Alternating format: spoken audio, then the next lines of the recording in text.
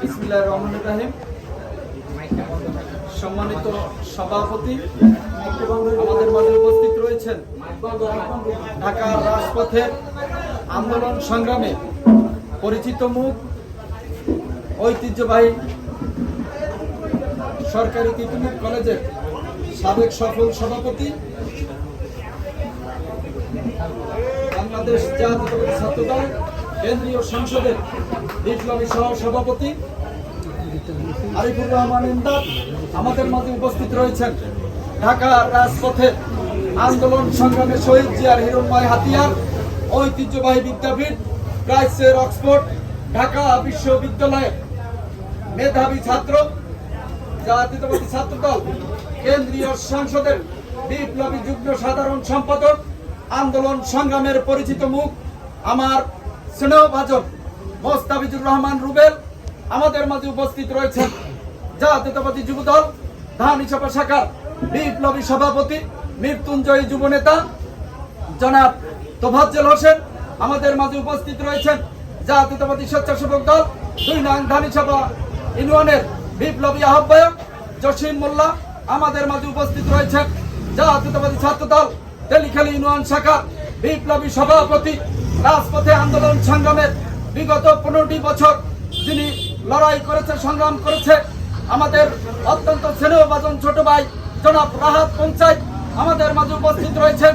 আমার আগে যিনি বক্তব্য দিয়েছেন মিরুখালী ইউনিয়ন ছাত্র দলের বিপ্লবী সাধারণ সম্পাদক তৈবুর রহমান সহ উপস্থিত নেতৃবৃন্দ, সময় সংক্ষেপ, সবার নাম বলতে পারছি না, সবাইকে শুভ সন্ধ্যা, সবাইকে আমার ব্যক্তিগত পক্ষ থেকে শুভেচ্ছা অভিনন্দন।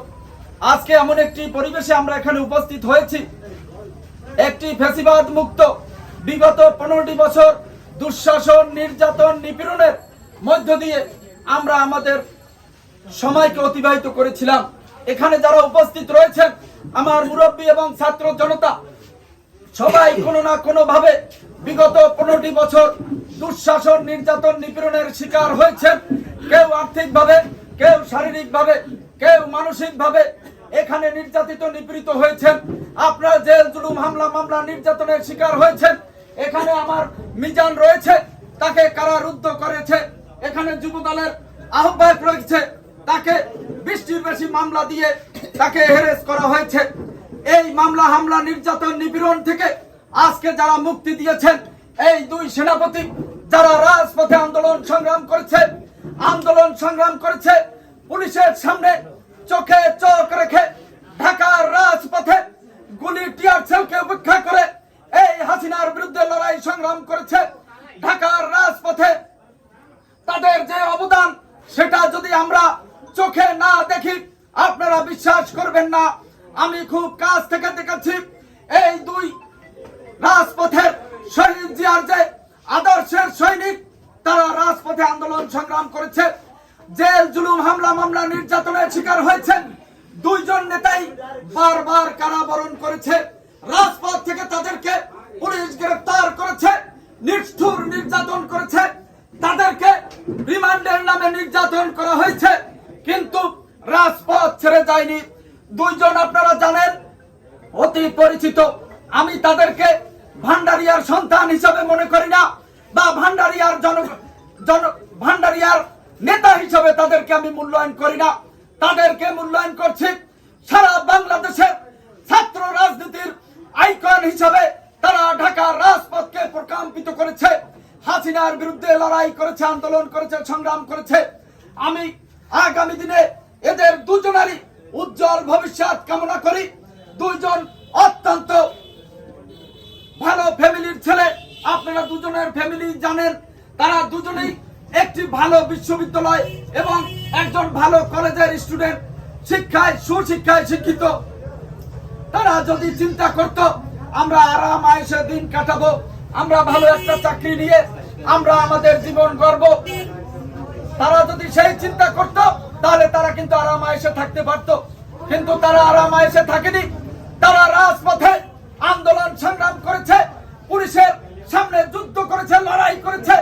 আমি দেখেছি এই আরিফুর রহমান ইমদাদকে পুলিশ কিভাবে নিষ্ঠুর নির্যাতন করেছে, রাজপথে তাকে পিটিয়েছে। তারপরও শহীদ জিয়ার আদর্শ থেকে, তার সততা থেকে, তার দেশপ্রেমের থেকে, তারেক রহমানের ডাকে সাড়া দিয়ে রাজপথে আন্দোলন সংগ্রাম করে হাসিনার পতন ঘটিয়েছে। তেমনি ভাবে এই রুবেলকে নিষ্ঠুর ভাবে রাজপথে তাকে ফিজিক্যালি অ্যাসল্ট করা হয়েছে, শারীরিক নির্যাতন করা হয়েছে। তারপরেও তিনি কিন্তু রাজপথ ছেড়ে যাননি, হাসিনা বিরোধী আন্দোলন করেছে।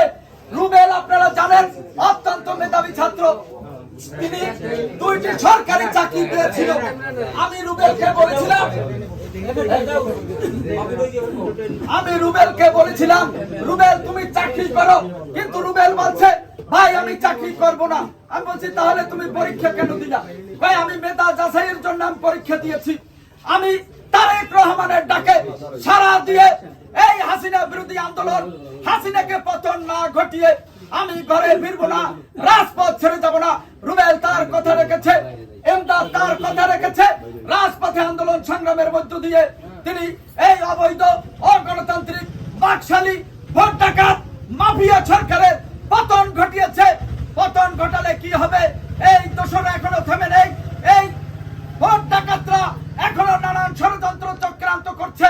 তারা আগামী দিনে এই দেশে একটি অস্থিতিশীল পরিস্থিতি সৃষ্টি করতে চাচ্ছে। কিন্তু এই রুবেল এমদাদরা সজাগ রয়েছে, ছাত্রদল রাজপথে আছে।